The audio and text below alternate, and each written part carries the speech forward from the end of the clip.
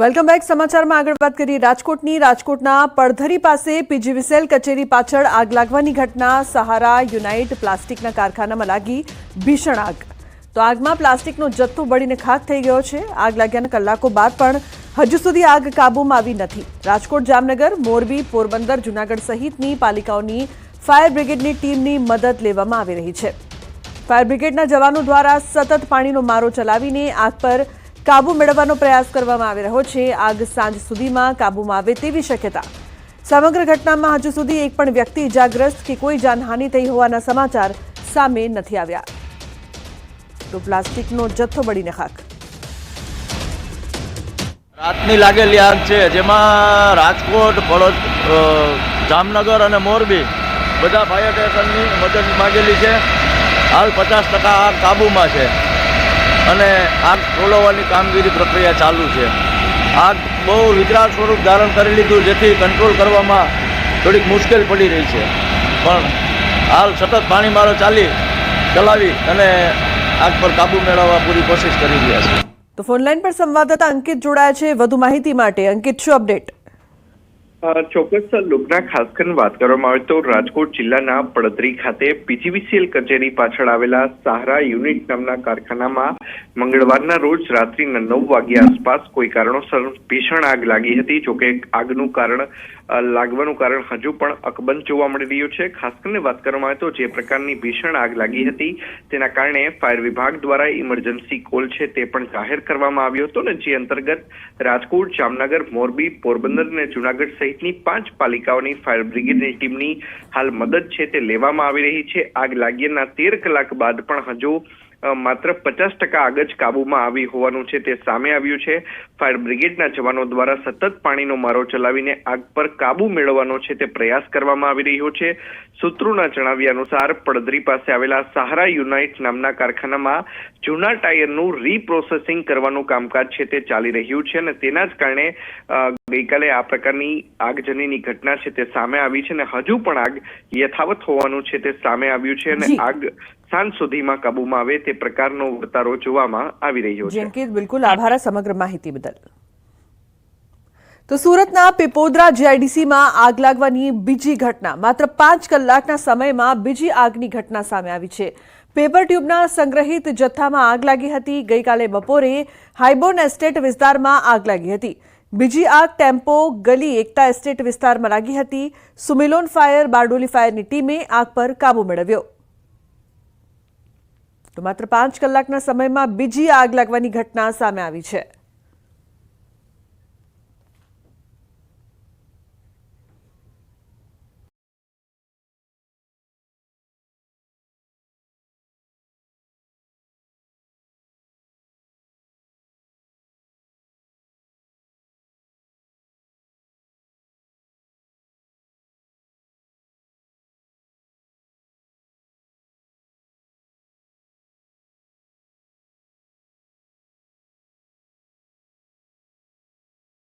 ગાડીઓ ઘટના સ્થળે પહોંચી હતી અને ભારે જહેમત બાદ આગ પર કાબુ મેળવાયો.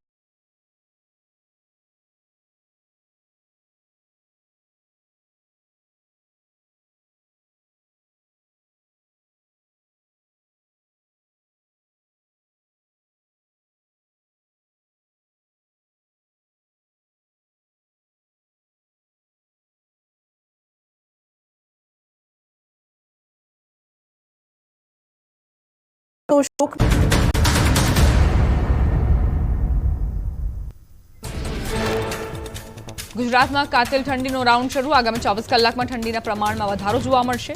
ઉત્તર ભારતના પહાડી વિસ્તારમાં પડેલી હિમવર્ષાની અસર. સ્વેટર પહેરીને થઈ જાવ તૈયાર. 21 નવેમ્બરથી શરૂ થશે ઠંડીનો રાઉન્ડ. આગાહીકાર અંબાલાલ પટેલે કરી છે મોટી આગાહી.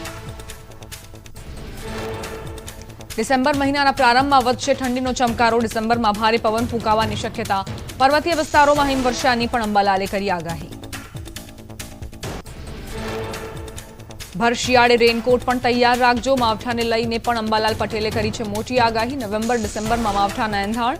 ખેતી પાકોનું થઈ શકે છે નુકસાન. આગામી 7 દિવસ વાતાવરણ સૂકું રહેશે. હવામાન વિભાગે અનુમાન વ્યક્ત કર્યું. 24 કલાક દરમિયાન અમુક શહેરમાં 2 થી 3 ડિગ્રી લઘુત્તમ તાપમાન ઘટ્યું. હાલ ગુજરાતમાં પવનની દિશા ઉત્તર પૂર્વીય હોવાથી અમદાવાદના લઘુત્તમ તાપમાનમાં પણ વધારો.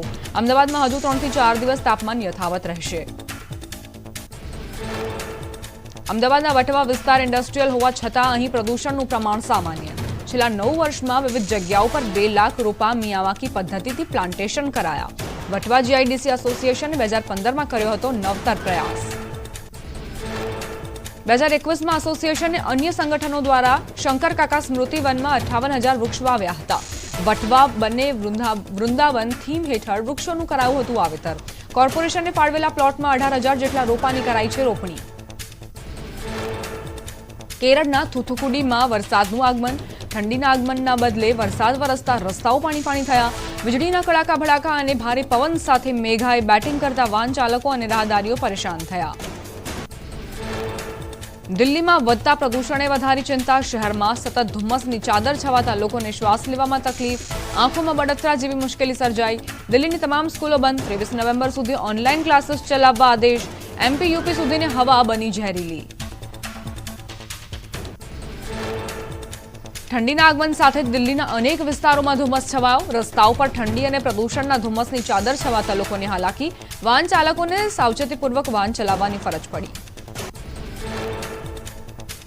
દિલ્હીની સાથે મહારાષ્ટ્રમાં પણ પ્રદૂષણને લઈ હાલત ખરાબ. રહીશો તંત્ર પર લગાવી રહ્યા છે આરોપ.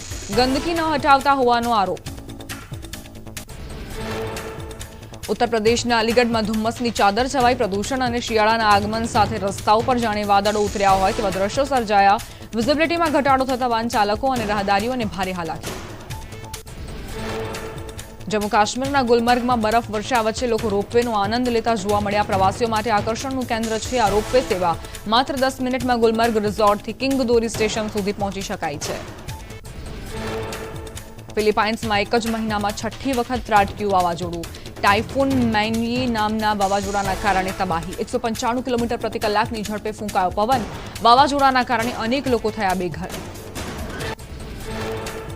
ગુજરાતવાસીઓ રોગચાળાથી સાવધાન. રાજ્યમાં વાયરલ ઇન્ફેક્શન કેસનો રાફડો ફાટ્યો. છેલ્લા એક સપ્તાહમાં સિવિલ હોસ્પિટલમાં 22,000 ઓપીડી હોસ્પિટલોમાં દર્દીઓની કતારો લાગી. સુરત શહેરમાં ફરી રોગચાળો વકર્યો. મચ્છરજન્ય અને પાણીજન્ય રોગચાળામાં ફરી વધારો થયો. તાવ અને ઝાડા ઉલટીથી એક બાળકી સહિત 2ના મોત.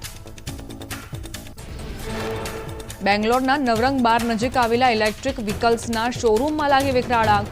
આગ લાગતા લોકોમાં અફરાતફરી મચી અને ભયનો માહોલ છવાયો.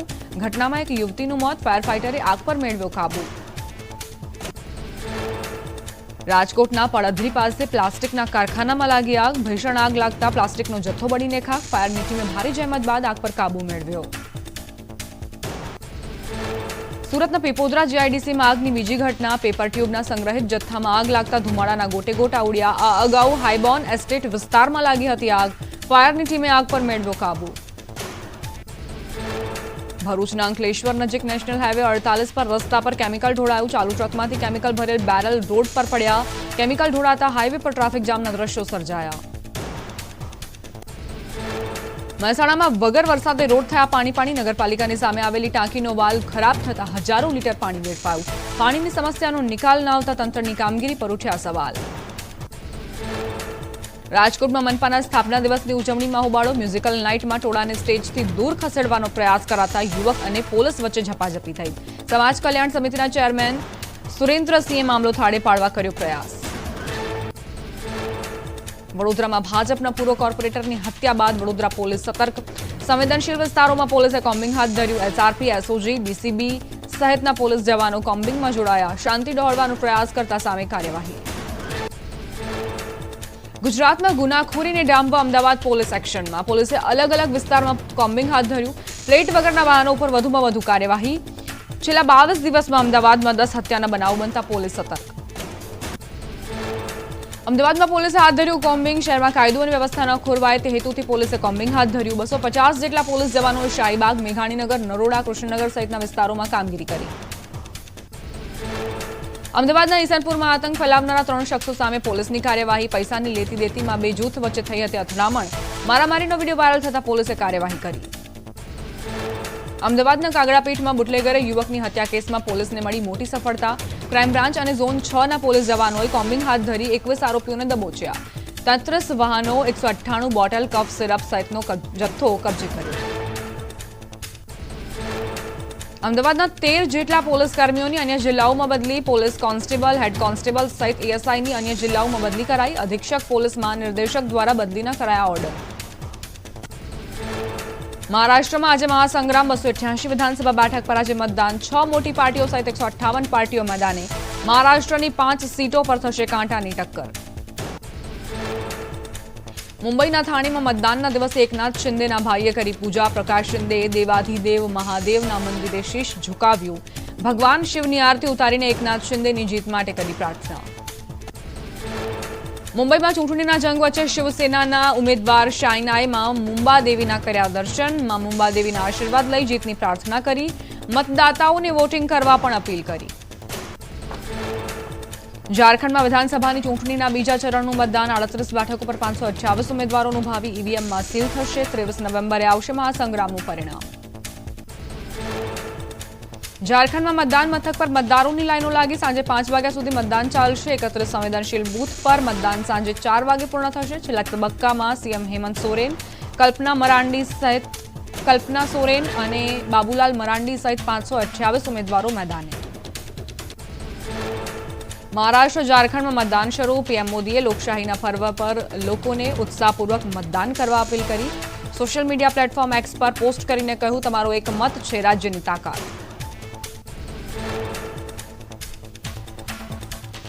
ખ્યાતિકાંડના આરોપીઓ સામે ગાડીઓ કસાયો. પોલીસે 4 આરોપી સામે એલઓસી નોટિસ ઇસ્યુ કરી. 1 આરોપીની થઈ છે ધરપકડ. ક્રાઇમ બ્રાન્ચે આરોપીઓના ઘર, ઓફિસે તપાસ કરી પુરાવાઓ કબજે કર્યા.